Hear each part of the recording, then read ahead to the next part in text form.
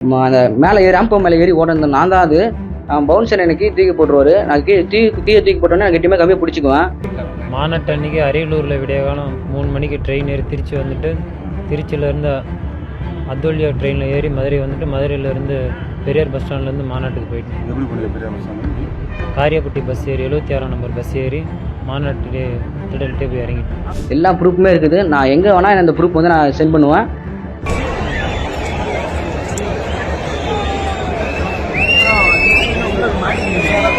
அவங்க என்ன சொல்றாங்க? நீ வந்து மாற்றி மாற்றி ஆலோசனை பண்றீங்கன்னா அவங்க சொல்லுவாங்க. நாங்களே விஜய் ரசிகர் தான் சார். விஜய் ரசிகர் அந்த இதில் இருக்க 4 பேர் விஜய் ரசிகர் தான் இருக்காங்க.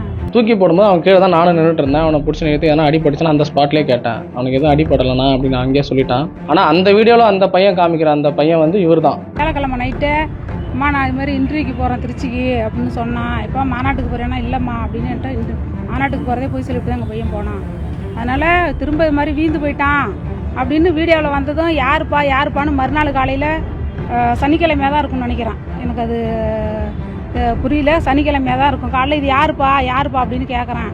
இல்லைம்மா நான் இல்லைம்மா விடுமா, நான் நல்லா இருக்கேன், இங்கே அடியாடா சாப்பிட்டியாடா, என்னடா பண்ணுனேன், என்னடா ஆச்சுன்னு. இல்லைம்மா விடுமா நல்லா இருக்கேன், விடுமா நான் ஊருக்கு வரேன், நீ சாப்பிட்டு ஒன்றும் நினைக்காதம்மா, சாப்பிட்டு படுமா அப்படின்னு சொன்னான். பொய்யான நியூஸை பரப்புறாங்க. ஆனால் வந்து நான் அப்போ வந்து தூக்கி போட்டோன்னே பவுன்சர் வந்து அந்த இன்னொரு பவுன்சர் ஆப்போசிட்டில் போகிற ஒரு சாரி கேட்பாரு. தளபதி வந்து பின்னாடி வான அந்த பவுன்சர் திட்டுவார், பின்னாடி வந்துடுவாங்க. இது எல்லாமே நான் எவிடன்ஸ் எல்லாமே வச்சுக்கிறேன். இப்போ வந்து பொய்யா இந்த நியூஸ்லாம் பரப்புறாங்க. அவங்க மேலே நடவடிக்கை எடுக்கணும்.